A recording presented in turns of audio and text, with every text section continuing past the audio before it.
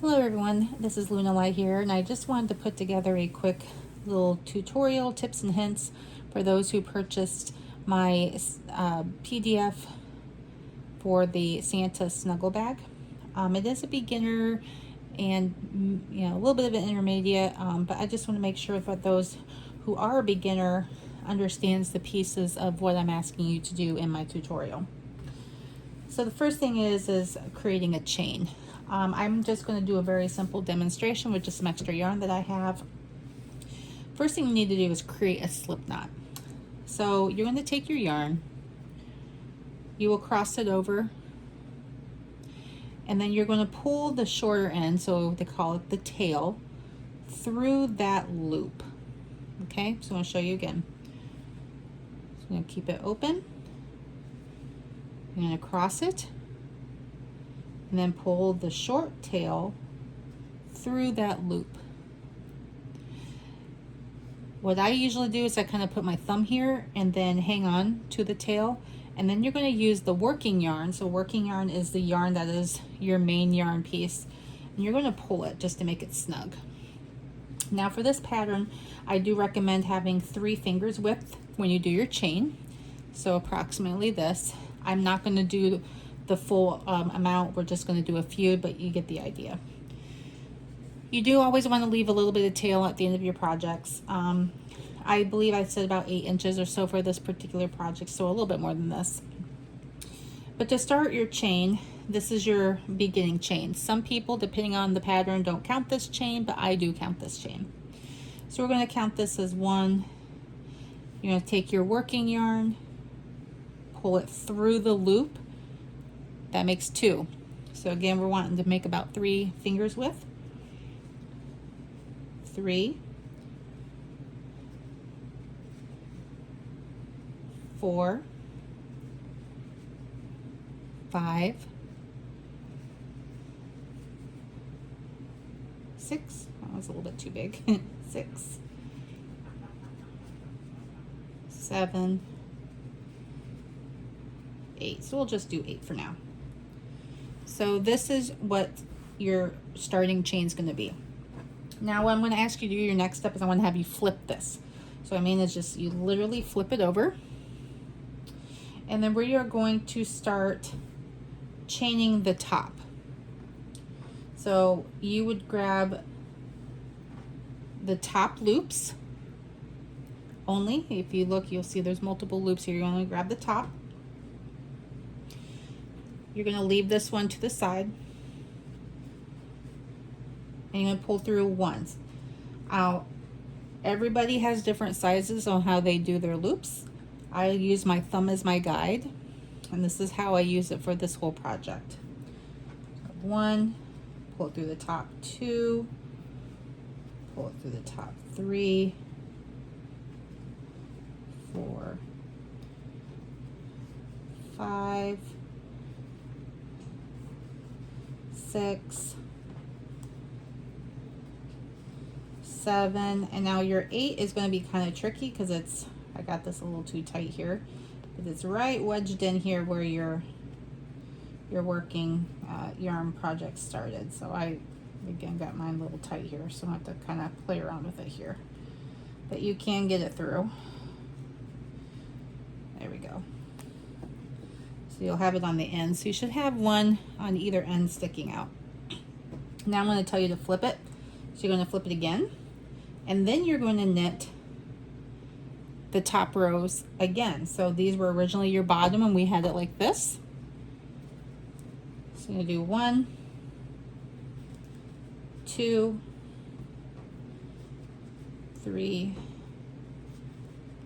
4, 5, 6, 7, and then our 8 is going to be the first loop that we didn't touch prior. So you will continue to do this over and over, and this is called working in the round.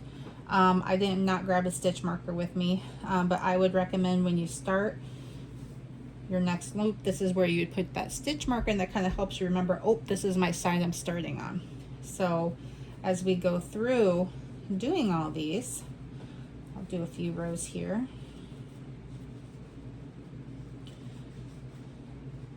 you don't want to lose track on what row you're on, because it's really easy to do when you're knitting in the round. You're, oh my gosh, am I on the full round of 24 or is it 23? And there is a way to check that too. I'm going to go ahead and just knit a few of these, and then I will be right back.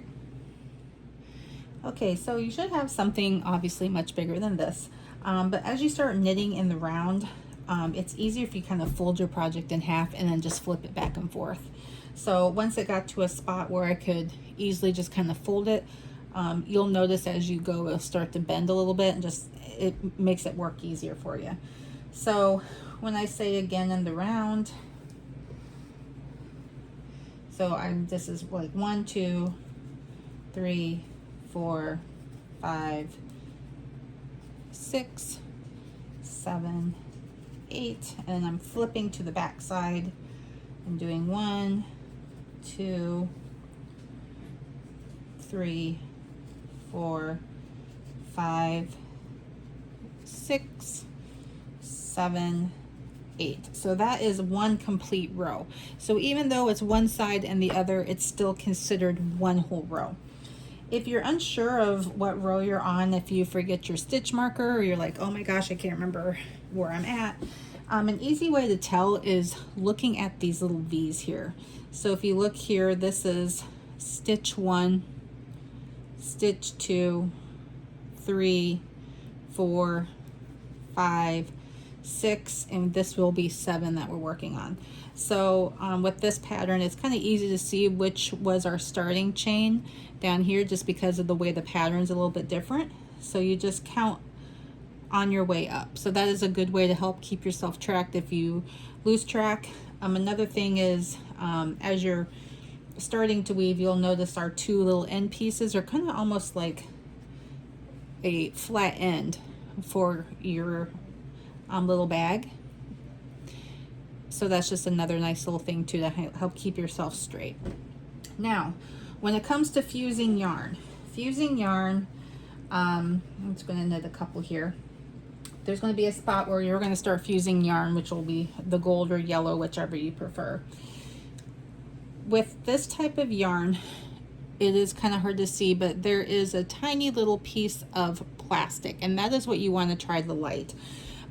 Yes, I'm guilty of it too. We light the yarn sometimes, but you want to try to get that, because that is what's fusing the yarn to the other piece. Always make sure it's a nice clean cut. If it's not, it doesn't fuse as well. So before you start on to the next color, I always knit the row first and kind of see where this yarn lays. You're going to want this yarn to lay your next color very close to this loop. That way when you add it on, it's not going to have any of the red showing. So for here, I have it looped here, but this is the one I want it to be yellow. So I'm going to take my scissors and I'm going to cut it right here. So it's very close to the edge, but we want it like that. And I'm going to take that loop out so I don't burn the project itself by accident. So I'm going to look for the piece as well right here. I see the little plastic piece. I usually light them kind of next to each other.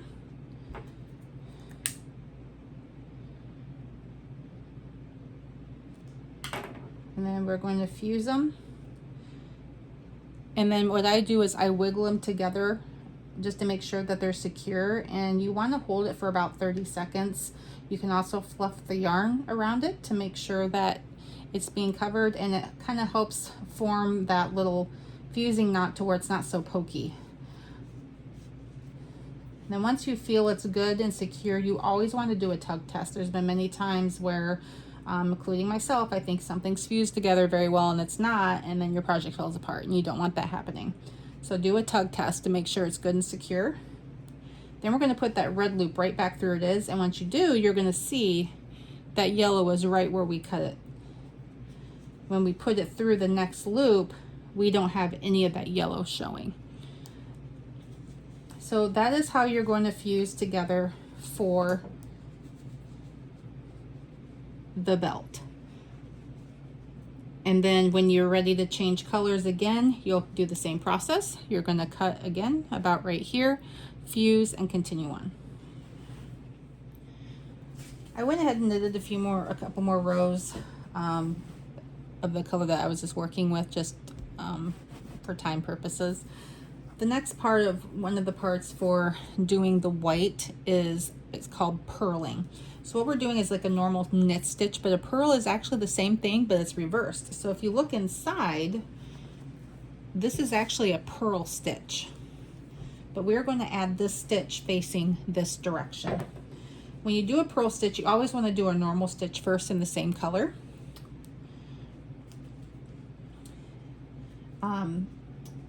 So when we start it, we're going to start at the very beginning of the first row.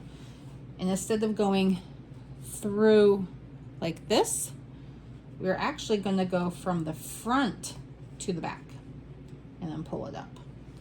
So you're going to take your working yarn, and the yarn is going to go front to the back. So front to the back.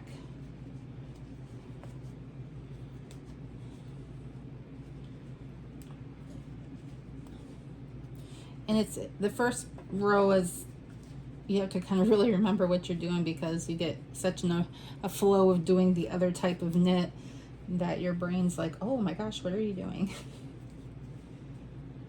So let's go all the way in the round here.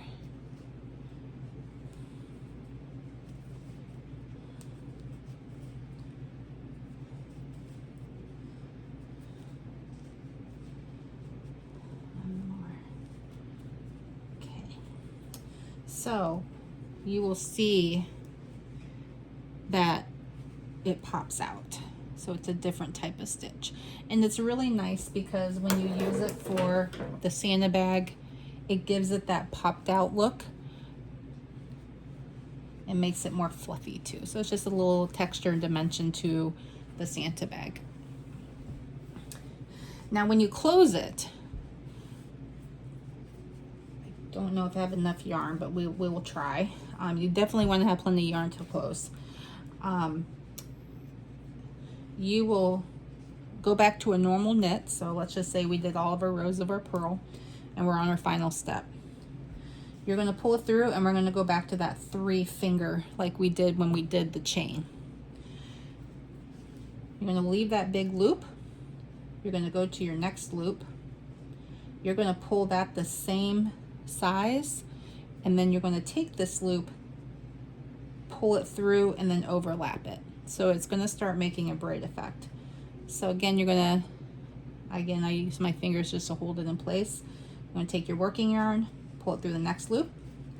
Sure, it's about 3 fingers width, and you're going to take that new loop through the old loop and then pull it over top. Up, through, pull through the top,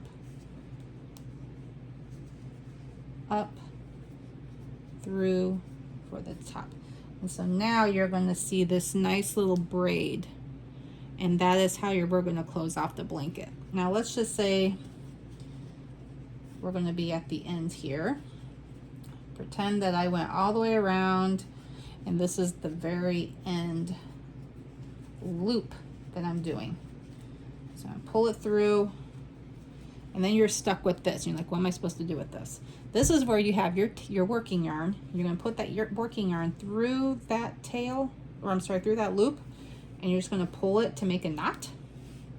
Make it nice and secure, and then pretending again that this is all the way done, you would actually just weave this yarn back into your project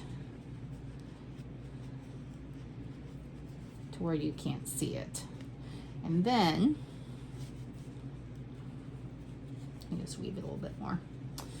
Then if you have any extra, this is where you can take your lighter. Again, be careful not to burn your project. And you can fuse it just somewhere in there to where it's hidden and you can't tell. So I hope this helped you. If you have any questions, please let me know. But I really hope you enjoy the Santa bag snuggle tutorial, and let me see what your finished projects are.